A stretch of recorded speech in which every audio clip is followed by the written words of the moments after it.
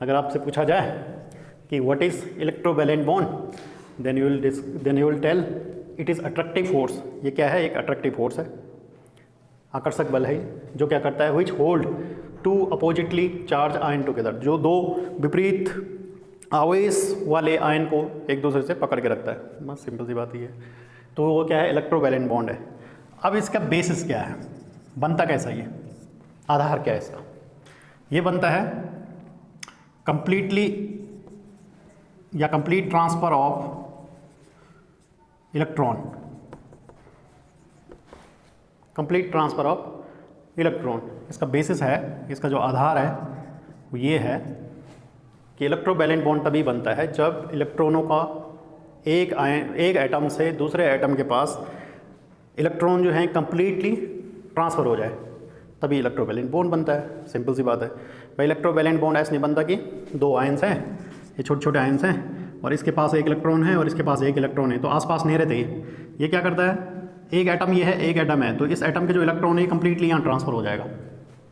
वो क्या है? हमारे पास सबसे बेस्ट एग्जांपल है NaCl, बार बार आने वाला एग्जांपल। तो आप जानते हैं कि Na के पास 11 इलेक्ट्रॉन है और Cl के पास 17 इलेक्ट्रॉन है। अगर बैलेंस सेल की बात करें तो 281 और इसके पास 287, यानी इसके बैलेंस सेल में एक इलेक्ट्रॉन है, इसके बैलेंस सेल में 7 इलेक्ट्रॉन है। तो ये तो आपके नॉलेज से जग जाहिर है कि ट्रांसफ़र कौन करेगा। स्वाभाविक है कि ट्रांसफ़र वही करेगा जिसके पास ट्रांसफ़र करने के लिए कम इलेक्ट्रॉन हो, है ना, तो ये करेगा। वैसे भी सिंपल लॉजिक है कि मेटल हमेशा इलेक्ट्रॉन देते हैं, जो धातुएं होती है वो क्या करते हैं, इलेक्ट्रॉन देते हैं हमेशा। वो पैदा इस दुनिया में इसलिए हुए हैं, प्रकृति में धातु इसलिए आई है क्योंकि वो इलेक्ट्रॉन देती है, देना वाले। काम क्या है धातु का? इलेक्ट्रॉन देना। अच्छा, जो नॉन मेटल है, अधातुएं हैं, वो क्या करती है, इलेक्ट्रॉन को एक्सेप्ट करती है। तो पहला रूल तो यही है, basic rule. First basic rule is this, metal will always transfer electron, मतलब give electron, and non metal will always accept electron. Non metal क्या करेगा, इलेक्ट्रॉन को एक्सेप्ट करेगा, और मेटल क्या करेगा, इलेक्ट्रॉन को देगा। तो इसका जो है, अगर हम सोडियम के इलेक्ट्रॉन देखें, बैलेंस सेल में 7 इलेक्ट्रॉन है, तो 2, 4, 6 और 7, 2, 4, 6 और 7। यहाँ पर भी आप देखते हैं 2, 4, 6, सॉरी यहाँ पर तो 11 है ना, यहाँ पर क्या है, 11 है। तो 11 में हमारे पास इसके बैलेंस सेल में केवल एक इलेक्ट्रॉन है। बैलेंस सेल में कितने इलेक्ट्रॉन है? एक इलेक्ट्रॉन है। और इसके बैलेंस सेल में कितने इलेक्ट्रॉन है? 7 इलेक्ट्रॉन है। तो अच्छी बात यह है कि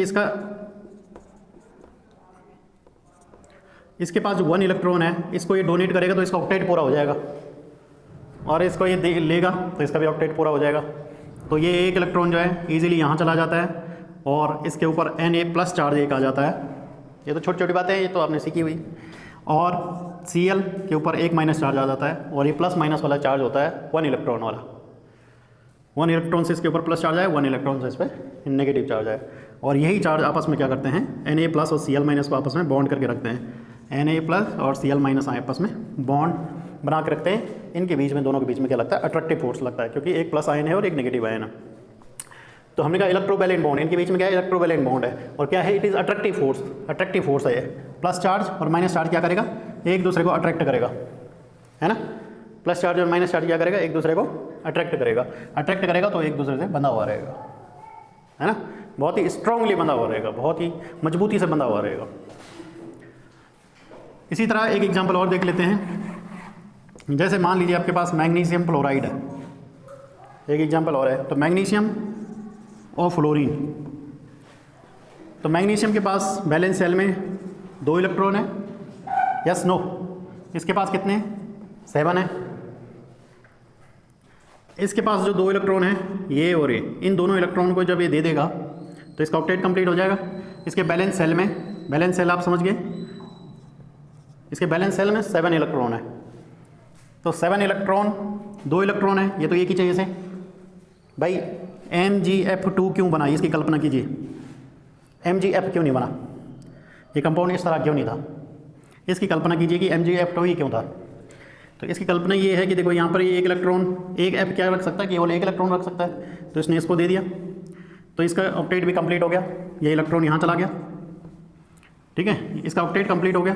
फिर अगला फ्लोरीन, एक फ्लोरीन और मिल जाता तो इसका भी ऑक्टेट कंप्लीट हो जाता, ये भी स्टेबल बन जाता है ना। तो 2, 4 और 6 और एक इसके पास 7 था, ये इलेक्ट्रॉन भी अगर यहाँ आ जाता तो इसका भी ऑक्टेट कंप्लीट हो जाता और इसका भी ऑक्टेट कंप्लीट हो जाता। इस तरह स्टेबिलिटी पूरे कंपाउंड की बन जाती। जो मैग्नीशियम फ्लोराइड है इसकी स्टेबिलिटी किस वजह से हुई, किस वजह से हुई? Electron donation. मैग्नीशियम के पास 2 इलेक्ट्रॉन थे, मैग्नीशियम ने दोनों इलेक्ट्रॉन किसको दे दिए? फ्लोरीन को, लेकिन एक फ्लोरीन नहीं रख सकता। अरे यस नो, नींद आ रही है क्या? क्या हुआ, तबीयत खराब है? आँख में दर्द हो रहा है? क्या हो गया? तो मैं कह रहा हूँ कि Mg कोई भी कंपाउंड बनता है, अगर कोई भी कंपाउंड बना है और वो MgF3 बनाया है या MgF2 बनाया है या AlF3 बनाया है, जैसे फॉर एग्जांपल AlF3, या तो ऐसा कंपाउंड बनेगा या AlH3 बनेगा, ये तो पता है ना आपको, इस तरह के कंपाउंड बनेंगे। AlF नहीं बन सकता, है ना। AlF कंपाउंड कैसा होगा? अनस्टेबल होगा, है ना। AlF3 बनेगा, AlH3 बनेगा। क्यों बनेगा? क्योंकि भाई Al के पास 3 इलेक्ट्रॉन है, उसे 3 देने किसी को, तो वो ऐसा करेगा कि वो किसी 3 एटम के साथ रिएक्ट करेगा जिनके पास 1 इलेक्ट्रॉन हो या जिनको 1 की जरूरत हो, वो 3 ऐसे के साथ रिएक्ट करेगा, है ना। तो ये क्या कर रहा है? Al क्या कर रहा है? F के साथ, 3 F के साथ रिएक्ट करेगा, क्योंकि एक F को 1 जरूरत है, या तो फिर ऐसे के साथ रिएक्ट करेगा जिसे 3 एक साथ जरूरत हो। Got it? तो इसलिए इस तरह के कंपाउंड बनेगा। AlF2 नहीं बनेगा, सीधे कंपाउंड क्या बनेगा? स्टेबल AlH3, या एल्यूमिनियम का देखा होगा आपने हाइड्राइड, जब आपने 12th में पढ़ा होगा कहीं, है ना भाई। पी ब्लॉक के एलिमेंट में उनके हाइड्राइड टाइप देखे होंगे कि उनके हाइड्राइड कैसे बनते हैं, तो बनते देखा होगा कि AlH3 इसका हाइड्राइड बनता है। AlH क्यों नहीं बना भाई? उसका लॉजिक है ना, ये AlH क्यों नहीं बना? उसका लॉजिक है कि इस तरह नहीं बना, इसके पास ज़्यादा 3 की थी, ज़्यादा 3 थे तो 3 को तो देगा, तभी तो स्टेबल होगा। तो सेम यहाँ पर भी वही केस है कि MgF2 क्यों बना? क्योंकि Mg के पास 2 इलेक्ट्रॉन थे, उसे 2 को देने थे, 1 को नहीं। Got it? अगर एक के पास 1 को देते तो रखता कहाँ? अगर मान लीजिए फ्लोरीन के पास जो है 2 7 था ना इसका कॉन्फ़िगरेशन, पहले 1 इलेक्ट्रॉन इसने लिया तो 2 8 हो गया, है ना। एक और ले लेते तो क्या होता? 2 9 होता, लेकिन वो सेकंड सेल में क्या नहीं रख सकता? 8 से ज़्यादा इलेक्ट्रॉन नहीं रख सकता, उसकी नेचर है ना। तो अगला इलेक्ट्रॉन कहाँ जाता? इस सेल में जाता, अगले वाले सेल में, अगले वाले सेल में जाता तो उसके लिए बहुत एनर्जी की जरूरत पड़ती। तो ऐसा प्रकृति में क्यों काम करता है उल्टा, ये ज़बरदस्ती वाला काम, है ना। वो क्या करेगा कि जो इजीली काम मिल जाए, जिससे इजीली स्टेबिलिटी आ जाए। आपको खाना चाहिए होगा तो आप उस सोर्स को ज़्यादा पसंद करोगे जहाँ से इजीली खाना मिल जाए, है कि नहीं भाई। आप गैस में खाना क्यों बनाओगे? क्योंकि इजी बन जाता है। आप क्यों लकड़ी जलाओगे बेवजह? वो तो तभी जलाओगे जब आपके पास कोई साधन नहीं, है ना। वही बातें हैं। Ionic bond factors favouring the formation of ionic bond. कौन से फैक्टर हैं जो आयनिक बॉन्ड को बनाने में सहायता करते हैं? कौन से वो कारक हैं जो आयनिक बॉन्ड बनाने में ज़्यादा हेल्पफुल है, सहायक है? क्या ऐसे कारण होने चाहिए जिससे आयनिक बॉन्ड बनता है? तो सबसे पहला जो फैक्टर है वो है लो आयनाइजेशन एनर्जी। ये जानना आपको ज़रूरी है, लो आयनाइजेशन एनर्जी। अगर कहीं पर भी किन्हीं 2 एलिमेंट के बीच में, दो एटम के बीच में लो आयनाइजेशन एनर्जी होगी, कम आयनीकरण ऊर्जा होगी, तो हमेशा ही अच्छा इलेक्ट्रोवैलेंट बॉन्ड बनेगा। क्यों संजय राणा? अच्छा इलेक्ट्रोवैलेंट बॉन्ड बनेगा। नींद आ रही तुझे? वो तो रिकॉर्डिंग चल रही है, ज़्यादा बोल नहीं सकता, हल्का में कट करना पड़ेगा। लो आयनाइजेशन एनर्जी क्या होगा? पहले आयनाइजेशन एनर्जी समझो। आयनीकरण ऊर्जा क्या हुआ? ये आपने शब्द सुना हुआ है ना भाई। इनऑर्गेनिक केमिस्ट्री में आपने ये शब्द सुना हुआ है, 11 12 कहीं सुना हुआ है ना। आयनीकरण ऊर्जा, आयनन ऊर्जा, है ना। आयनाइजेशन एनर्जी उसे इंग्लिश में बोलते हैं, इतनी सी बात है। अब आयनाइजेशन एनर्जी क्या है? तभी तो लो आयनाइजेशन एनर्जी और हाई आयनाइजेशन एनर्जी का पता लगेगा। पहले ये तो पता लगेगा कि आयनाइजेशन एनर्जी है क्या। आयनाइजेशन एनर्जी है कि कोई एटम है, मान लीजिए जैसे सोडियम है, इसको हम कल्पना करें, हम ये इमेजिनेशन करें कि ये जो सोडियम एटम ये फ्री है, एक गैसियस स्टेट में, आइसोलेटेड गैसियस स्टेट बोलते हैं इसे। आइसोलेटेड गैसियस स्टेट का मतलब है कि ये एटम जो है किसी भी प्रकार के बंधनों से मुक्त है।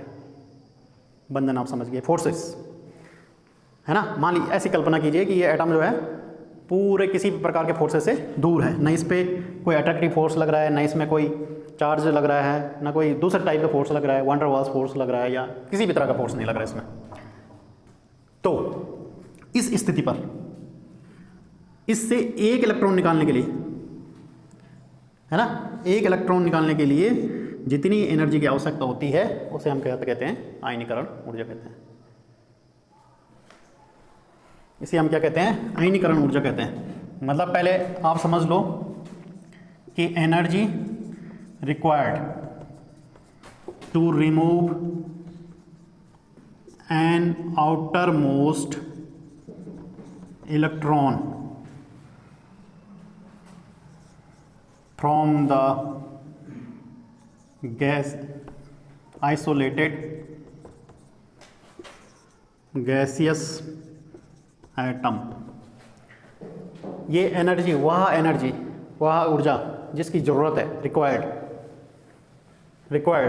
ये एनर्जी रिक्वायर्ड होती है। पहली बात तो आपको इस पॉइंट पे ध्यान देने की जरूरत है, एनर्जी क्या होती है? रिक्वायर्ड होती है। ये अपना आप बनती नहीं है, ये जरूरत देनी पड़ती है। तो ये रिक्वायर्ड है to remove an outermost electron, एक इलेक्ट्रॉन निकालने के लिए जितनी ऊर्जा की आवश्यकता होती है उसे हम आयनीकरण ऊर्जा कहते हैं। अब फैक्टर देखते हैं, अगर किसी भी एटम से, किसी भी एटम के पास लो आयनाइजेशन एनर्जी होगी, तो क्या होगा? बॉन्ड कैसे बनेगा? हमेशा bond formation will take place, bond बनेगा, है ना, बॉन्ड बनेगा। अगर एनर्जी लो होगी, लो आयनाइजेशन एनर्जी का मतलब है कि कम एनर्जी देनी पड़ेगी, कम एनर्जी से ही काम चल जाए, तो बॉन्ड बहुत जल्दी बनेगा ना। अरे यस नो, अगर आयनीकरण ऊर्जा कम होगी, लो आयनाइजेशन एनर्जी होगी किसी भी बॉन्ड बनाने में, जैसे NaCl बनाने में मान लीजिए क्या है, लो आयनाइजेशन एनर्जी की जरूरत पड़े, है ना। लो आयनाइजेशन एनर्जी मतलब Na से यहाँ पे आयनाइजेशन एनर्जी किसकी होगी? आयन कौन बनेगा? Na+, इजीली बन जाएगा ना, है ना। तो रिक्वायर्ड रिमूव करना है, जिससे रिमूव करना है इलेक्ट्रॉन, तो रिमूव किससे करना है? Na से, Cl से तो नहीं करना ना, Na से रिमूव करना है। तो वो जो इलेक्ट्रॉन रिमूव करना है उसके, उस इलेक्ट्रॉन को निकालने के लिए जितनी ऊर्जा की आवश्यकता है वही क्या है? आयनीकरण ऊर्जा है, आयनाइजेशन एनर्जी है। तो जितनी कम एनर्जी होगी, जितनी कम एनर्जी की आवश्यकता होगी उतना ही आसान होगा बॉन्ड फॉर्मेशन। यस नो, जितनी कम ऊर्जा की आवश्यकता होगी उतना ही आसान होगा बॉन्ड बनाना। Yes no, then you can say low ionization energy will always favour formation of ionic bond. Ionic low ionization energy है हमेशा फेवर करेगी कि बॉन्ड बन जाए। Yes no, low ionization energy हमेशा फेवर करेगी कि बॉन्ड बन जाए। और जिस एटम से, मान लीजिए कोई एटम है आयरन, है ना, आयरन है या गोल्ड है, इससे एक इलेक्ट्रॉन निकालना, जैसा गोल्ड है, इससे एक इलेक्ट्रॉन निकालना क्या है? टफ है। आउटर मोस्ट इलेक्ट्रॉन निकालना क्या है? टफ है। मतलब ज़्यादा हायर एनर्जी की जरूरत पड़ेगी। तो ज़्यादा हायर एनर्जी की जरूरत पड़ेगी तो वहाँ पर क्या होगा? बॉन्ड फॉर्मेशन कम होगा। तभी तो गोल्ड जो है साफ़ सुथरा रहता है। गोल्ड कहाँ रिएक्शन करता है इजीली? गोल्ड रिएक्शन करता तो आप सोने का, बस वो क्या होता है, सोने का जो भी आप ऑर्नामेंट्स बनाते हैं गले के लिए, कान के लिए, या जो हाथ के लिए, है ना, जो भी ऑर्नामेंट्स बनाते हैं, तो वो बनता नहीं। क्यों बनता है? वो तो ख़राब इसलिए बनता है क्योंकि सुंदर लगता है और ख़राब नहीं होता जल्दी। तो सुंदर क्यों लगता है वो, ख़राब क्यों नहीं होता? क्योंकि वो रिएक्शन नहीं करता किसी से, है ना। आप थोड़ी देर बाहर रहो, धूप में रहो, आप कहीं भी रहो, लेकिन आपका सोना जो है वो बरकरार है, वो रिएक्शन नहीं कर रहा। उसकी जगह लोहा पहन लो, उसकी जगह क्या पहन लो? लोहा पहन लो, है ना। लोहा के ऑर्नामेंट्स पहन लो। अब लोहे के ऑर्नामेंट्स पहन के जाओ, बारिश में भीगो आराम से, लोहे के चेन पहन के आराम से भीगो पानी में, तो मस्त रहेगी, बिल्कुल सफ़ेद है। ख़राब हो जाएगी ना जल्दी, जंग लग जाएगा उसमें धीरे धीरे। क्यों लगेगा? क्योंकि उसके लिए आयनाइजेशन एनर्जी क्या होगी? गोल्ड के मुकाबले कम होगी। वो इलेक्ट्रॉन दे देगा किसी को, ले भाई तो रख ले और मेरे साथ बॉन्ड बना ले और जंग लगा ले मेरे पे, है ना। गोल्ड क्या कहेगा? मैं नहीं दे रहा अपना इलेक्ट्रॉन, मेरे से इलेक्ट्रॉन निकालने के लिए तुझे क्या लाना पड़ेगा? पहले क्या लाना पड़ेगा? सोनार क्या करता है भाई? आग लगाता है ना उस पर, देता है ज्वाला, है डालता है उसमें, तभी तो पिघलता है ना, तब वो दूसरे चीज़ में मोल्ड होता है। तो वो कह रहा है कि मेरे से इलेक्ट्रॉन निकालने के लिए तुझे क्या करना पड़ेगा, पहले इतनी हाई एनर्जी देनी पड़ेगी, तब जाके इलेक्ट्रॉन निकलेगा। नहीं, लो आयनाइजेशन एनर्जी नहीं है मेरे पास, मुझे मेरे से इलेक्ट्रॉन निकालने के लिए क्या है, लो आयनाइजेशन एनर्जी की, या जो तुम्हारे पास एटमॉस्फेयर में जो एनर्जी है उतनी एनर्जी में मैं काम नहीं करता, है ना, मुझे ज़्यादा एनर्जी चाहिए। तो जहाँ पर लो आयनाइजेशन एनर्जी होगी वहाँ पर बॉन्ड जल्दी बनेगा, है ना। और कैसे बॉन्ड बनेगा, हम बात किसकी कर रहे हैं, आयनिक बॉन्ड की, है ना। कैसे बॉन्ड बनेगा, आयनिक बॉन्ड। तो लो आयन, आपका पॉइंट होगा low ionization energy will always favour the formation of ionic bond. क्या फेवर करेगा, आयनिक बॉन्ड बनाने का हमेशा फेवर करेगा लो आयनाइजेशन। दूसरा पॉइंट है हाई इलेक्ट्रॉन अफिनिटी, जो अभी था उसका उल्टा है ये, आयनाइजेशन एनर्जी का उल्टा क्या है, इलेक्ट्रॉन अफिनिटी है ना। तो इलेक्ट्रॉन अफिनिटी ये भी एक ऊर्जा है, पर ऊर्जा जो है ना, इट इज एनर्जी रिलीज्ड, ध्यान दीजिएगा, क्या है, रिलीज एनर्जी है। वहाँ पे क्या बोला था मैं, रिक्वायर्ड, रिक्वायर्ड मतलब जरूरत है, रिलीज मतलब जो अपना निकलती है ना, ये फर्क है दोनों में। वहाँ पे क्या शब्द है, रिक्वायर्ड, जरूरत है, इलेक्ट्रॉन निकालने के लिए जो जरूरत है एनर्जी, यहाँ पे क्या है, जो निकलती है। It is energy released when an electron is added to an isolated gaseous atom। ये शब्द भी मैंने आपको बता दिया, समझा दिया। आइसोलेटेड गैसेस एटम का मतलब है किस, ऐसी कल्पना करनी कि वो फ्री है ऐसे एटम में, है ना, ऐसे नहीं किसी के साथ बॉन्डेड है तब उसमें इलेक्ट्रॉन एक्सेप्ट कराए ना, बिल्कुल ऐसा एटम जो आइसोलेटेड है, स्वतंत्र है एकदम, है ना, किसी भी प्रकार के फोर्सेस से दूर है। तो अगर हम an electron is added an isolated gases atom, कोई एटम है जैसे Cl है, ठीक है, स्वतंत्र एटम है मान लीजिए, है ना, एकदम फ्री है, किसी प्रकार के फोर्स इसमें नहीं लग रहा है, कहीं से भी किसी के आसपास नहीं है, ये किसी भी दूसरे एटम के आसपास नहीं है कहीं, क्योंकि दूसरे एटम के आसपास होगा तो फोर्स लगेगा, तब हम इसे आइसोलेटेड नहीं कहेंगे, हैं। तो ऐसे एटम में जो सोडियम से इलेक्ट्रॉन, जो सोडियम से वो इलेक्ट्रॉन गया था, वो इलेक्ट्रॉन जब यहाँ ऐड होगा Cl के पास, तो ऐड जैसे वो वहाँ जाएगा उसमें ऐड होगा, उसी समय एनर्जी निकलेगी, ऑटोमेटिक निकलेगी, एक्सोथर्मिक रिएक्शन जिसे आपने पढ़ा है, ऊर्जा क्षेपीय अभिक्रिया है ना। तो जिस समय ये इलेक्ट्रॉन यहाँ क्या होगा, ऐड होगा, उसी समय क्या होगी, एनर्जी रिलीज होगी। तो इलेक्ट्रॉन अफिनिटी क्या है, इट इज एनर्जी या वह ऊर्जा है जो क्या करती है, रिलीज होती है, निकलती है, जब एक इलेक्ट्रॉन को उसमें ऐड किया जाता है, एक स्वतंत्र गैसियस एटम में ऐड किया जाता है, तो उस समय जो एनर्जी निकलती है उसे हम कहते हैं इलेक्ट्रॉन अफिनिटी। उसे हम क्या कहते हैं, इलेक्ट्रॉन अफिनिटी। आप बताओ कि अगर हाई इलेक्ट्रॉन अफिनिटी होगी, हाई इलेक्ट्रॉन अफिनिटी का मतलब ज़्यादा ऊर्जा निकलेगी, तो ज़्यादा ऊर्जा हमेशा क्या करेगी, फेवर करेगी, है ना। जितनी ज़्यादा एनर्जी यहाँ से निकलेगी, इस इलेक्ट्रॉन को ऐड करने में एनर्जी निकलेगी, तो स्टेबल बनेगा ना ये, अरे यस नो, यहाँ पर जितनी ज़्यादा एनर्जी निकलेगी उतनी ज़्यादा स्टेबिलिटी आएगी, क्योंकि जब वहाँ एनर्जी रहेगी तो स्टेबिलिटी कहाँ से रहेगा, स्टेबल कहाँ से रहेगा वह एटम। मतलब आप समझ रहे हो कि आपके पीछे जो है एक मैं वो लगा देता हूँ, माचिस की निकाल देता हूँ, आप पे लगा देता हूँ ऐसे, तो आप भागोगे ना इधर उधर, भाई समझिए आप बात की नहीं समझे। लेकिन आपको क्या करूँगा, उस एनर्जी को मैं रिलीज कर दूँ, जो एनर्जी मैं आपको दे रहा हूँ ना उसे मैं दूर कर दूँ, यहाँ से दूरी तो कर रहे हैं, रिलीज का मतलब निकलना, तो उस एनर्जी को मैं क्या कर रहा हूँ, दूर कर रहा हूँ। तो एनर्जी को दूर करूँगा तभी तो कोई चीज़ स्टेबल रहेगी, तभी तो आप खड़े रहोगे ठीक ठाक। और माचिस की तीली लगा दो वहाँ पे तो अरे यस नो, तो स्टेबिलिटी रहेगी, आप भटकोगे ना, इधर उधर भागोगे, है ना। तो एनर्जी से हमेशा अनस्टेबिलिटी आती है, अस्थायित्व आता है। स्थायित्व कब आएगा, जब उसके बाद एनर्जी कम रहेगी, अरे यस नो। तो एनर्जी जितनी ज़्यादा यहाँ से निकलेगी उतनी ज़्यादा स्टेबिलिटी आएगी। तो हाई इलेक्ट्रॉन अफिनिटी भी हमेशा क्या करेगी, फेवर करेगी इलेक्ट्रोवैलेंट बॉन्ड बनाने में। हाई इलेक्ट्रॉन अफिनिटी क्या होगी, यहाँ से ऊर्जा निकलना, ठीक है कि नहीं, ऊर्जा निकलना। तो जितनी ज़्यादा क्या निकलेगी, जितनी ज़्यादा क्या निकलेगी, ऊर्जा निकलेगी, जितनी ज़्यादा यहाँ से ऊर्जा निकलेगी उतनी ज़्यादा ये स्थायी बनेगा, ठीक है। कौन से स्थायी बनेगा, Na के साथ अगर Cl का बॉन्ड बन रहा है तब स्थायी बनेगा, ये बढ़िया से बन जाएगा। और अगर कम एनर्जी निकल रही है तो, अगर कम एनर्जी निकल रही है तो इलेक्ट्रोवैलेंट बॉन्ड नहीं बनेगा। तो देखो हाई इलेक्ट्रॉन अफिनिटी और लो आयनाइजेशन एनर्जी। लो आयनाइजेशन एनर्जी क्या हो गया, कम ऊर्जा, इलेक्ट्रॉन निकालने के लिए कम ऊर्जा देना, और जहाँ वो इलेक्ट्रॉन जाएगा वहाँ से अधिक ऊर्जा निकलना। ये दोनों कारक जो हैं फेवर करेंगे हमेशा कि इलेक्ट्रोवैलेंट बॉन्ड बन जाए। Got it. अब नेक्स्ट है तीसरा पॉइंट है high lattice energy. High lattice energy. Third point है कि हाई लैटिस एनर्जी। अब लैटिस एनर्जी क्या होती है? लैटिस एनर्जी होती है कि अगर NaCl का क्या बन रहा है, क्रिस्टल बन रहा है। लैटिस मतलब क्रिस्टल, जालक है ना, एक जाल बन रहा है। जैसे NaCl है ना, एक Na है, एक Cl है, एक Cl है, एक दूसरा यहाँ पे मान लीजिए Cl है, फिर Na है। तो इस तरह मान लीजिए जाल बन रहा है ना। अरे समझ रहे हो बात की नहीं? ये जाली तो जाल से क्रिस्टल बनता है ना। आपका साल्ट का क्रिस्टल तो आपने देखा होगा, मोटा साल्ट है ना। तो हो गया क्रिस्टल है। तो उस क्रिस्टल को बनने में, उस लैटिस को बनने में जितनी एनर्जी रिलीज होगी, यहाँ पर भी रिलीज होगी energy,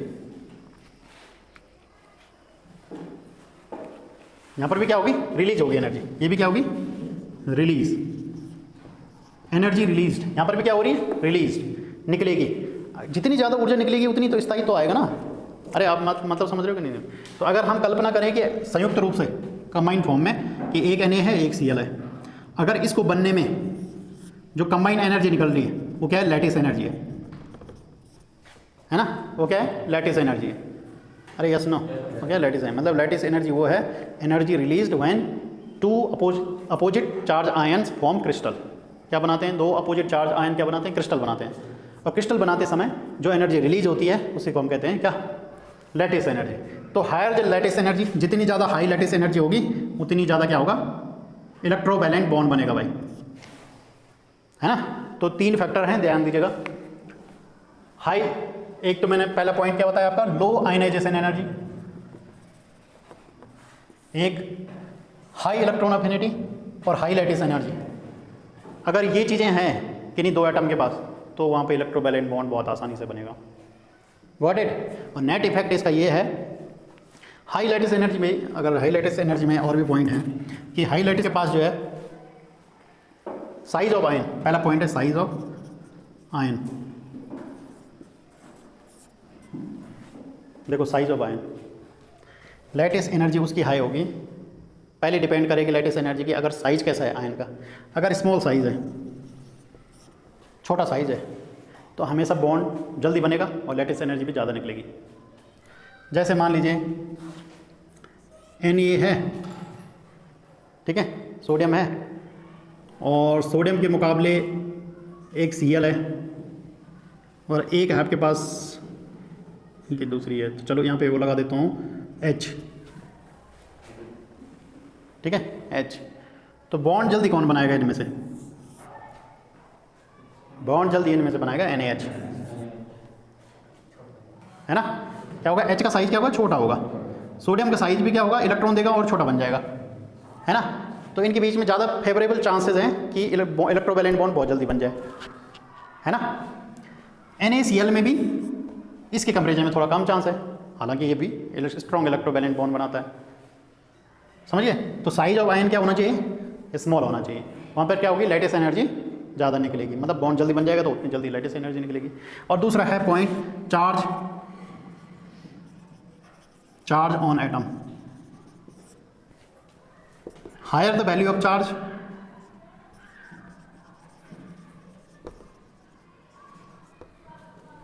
higher will be lattice energy. अगर दूसरा पॉइंट ये है कि लैटिस बनते समय अधिक, यदि चार्ज की वैल्यू ज़्यादा है किसी आयन के ऊपर, चार्ज की वैल्यू ज़्यादा है, तो वहाँ पर एनर्जी क्या वहाँ पर क्या बनेगा, लैटिस एनर्जी ज़्यादा निकलेगी और बॉन्ड जल्दी बन जाएगा। तो दो चीज़ें हैं, एक साइज ऑफ, मतलब लैटिस एनर्जी में 2 पॉइंट है, साइज ऑफ आयन हमेशा छोटा होना चाहिए और चार्ज की वैल्यू ज़्यादा होनी चाहिए। भाई चार्ज ज़्यादा होगा तभी तो अट्रैक्ट होगा जल्दी, कम होगा चार्ज तो क्यों अट्रैक्ट होगा, मतलब अट्रैक्ट होगा पर उतना नहीं होगा ना भाई। ज़्यादा वैल्यू जिसके पास होगी वो जल्दी अट्रैक्ट होगा, है ना।